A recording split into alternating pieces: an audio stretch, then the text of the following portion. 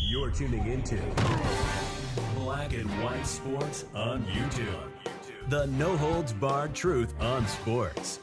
The main event starts now. All right, Black and White Sports supporters, we're going to talk about Baker Mayfield. We got a couple of different things, and one that's pretty eye-opening. But it's pretty eye-opening because when you start comparing stats between Baker Mayfield and Patrick Mahomes, you're like, well, wait a minute, what's going on here?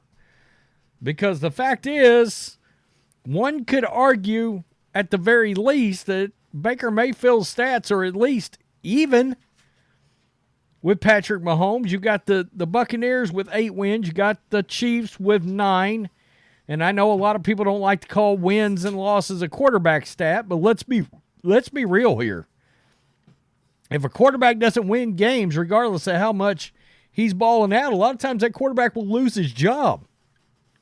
Or a team will decide to let him move on, and they'll blame the quarterback.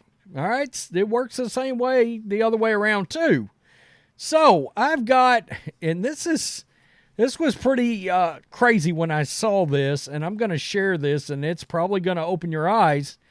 But the big tiebreaker here is how much these quarterbacks cost. Okay, as we know, Baker Mayfield's got a very, very incentive-laced contract, and even at that, I don't think Baker can make more than just a few $1 million if he notches every single one of them.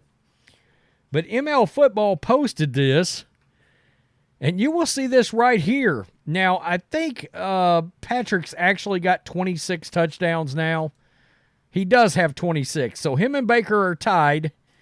But as you can see, Baker Mayfield has thrown less interceptions and the same amount of touchdowns as Patrick Mahomes. Now, there's a couple of 100 yards difference in passing right there, about 300 yards difference. But Baker's cap hit was $1.7 million. Patrick Mahomes's was $37 million.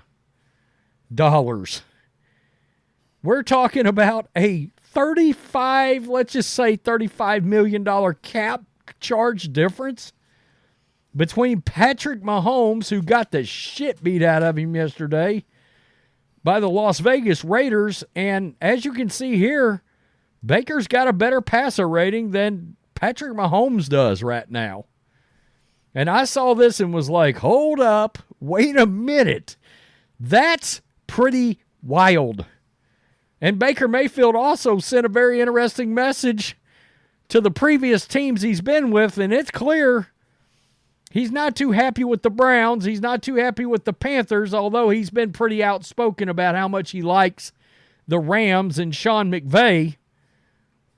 But he just come right out and sent a message by saying it hasn't been an easy path for Mayfield to this point. He acknowledged that with a subtle joke when asked how excited he is to come to work every day following the Bucs' victory over the Jags. Quote, "It's a hell of a lot better than the last 5 years, I can say that." I mean, that is a guy that is motivated by the fact that he was not appreciated at his previous stops. I think that also tells you exactly how bad, number one, the Panthers franchise is. And that gives me caution when you start hearing things about Baker Mayfield signing with the Patriots, because the Panthers' weapons aren't very good. The Patriots' weapons aren't very good. Well, look, not a hell of a lot of quarterbacks are going to do shit on that New England Patriots team as currently constructed on the offensive side of the ball. I mean, that's all there is to it. Now, one could argue that Baker's got more weapons than Patrick Mahomes. I mean, he's got Godwin, he's got Evans, and that's a big deal. But look, the Kansas City running backs, probably better playmakers than the ones that Baker's working with. And he's certainly got an all-world tight end up there, Patrick Mahomes does, in Travis Kelce. So there's that. He's a Hall of Fame guy. All right, Mike Evans probably should end up there at some point as well. So all of that leads us around to two things. Number one, in case you're still keeping track, it's Damar Hamlin. What? Joe Flacco and Baker Mayfield, this is the top 3 for comeback player of the year.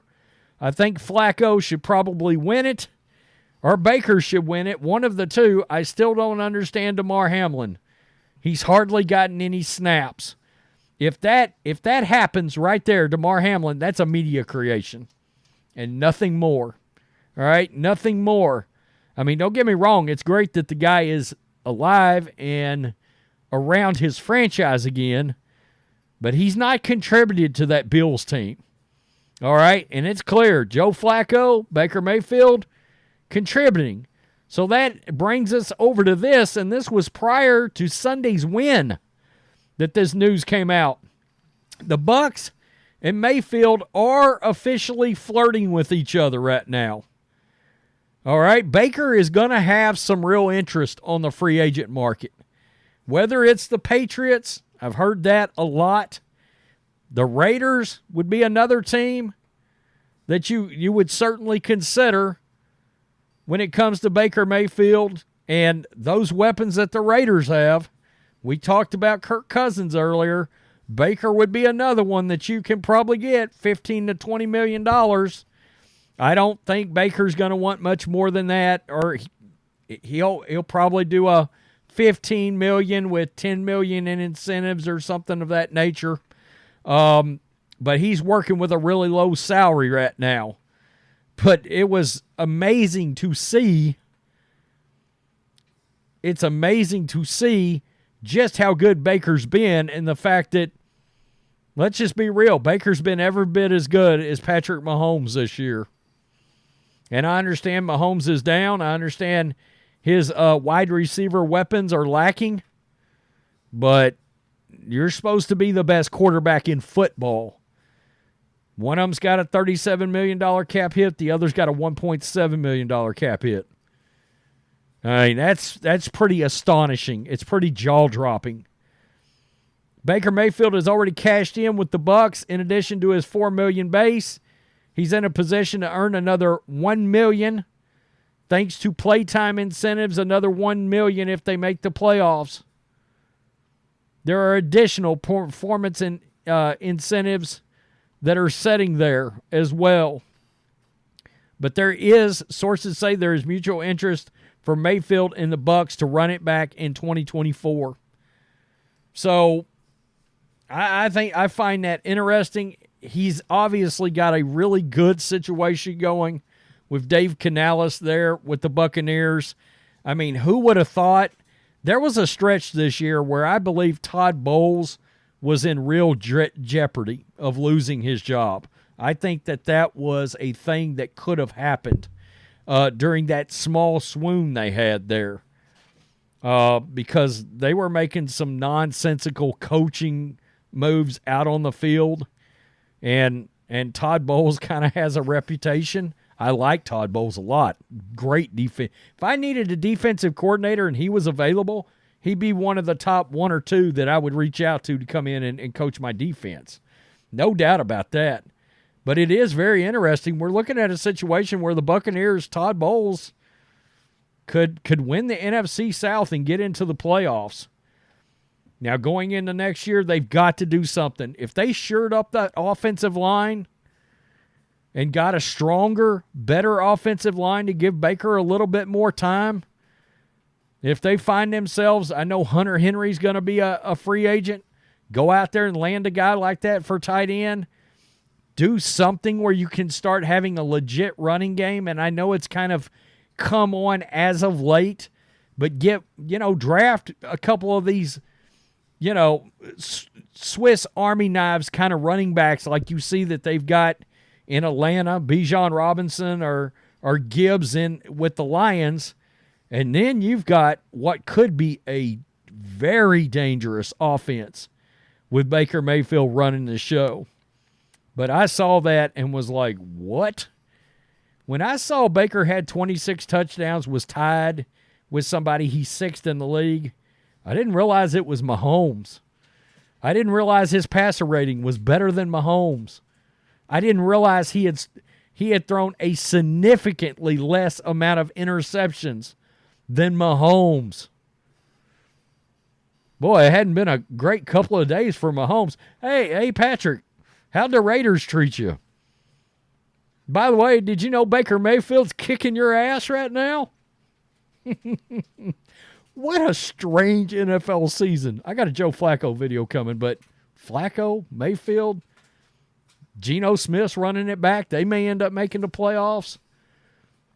It does make me think general managers should really take and I've said this earlier in the year, especially with rookie quarterbacks, they should change the way they evaluate rookies, put more stock in a lengthy college career, maybe a little bit older college quarterback, and they need to concentrate on building these teams around these quarterbacks and give them playmakers and speed. I mean, do we really think Baker wouldn't look as good as Tua in Miami? Because I think he would. I don't know. Tell me what you think. Peace. I'm out. Till next time. Thanks for watching the show. Be sure to like, comment, and subscribe. Be sure to tune in next time on Black and White Sports.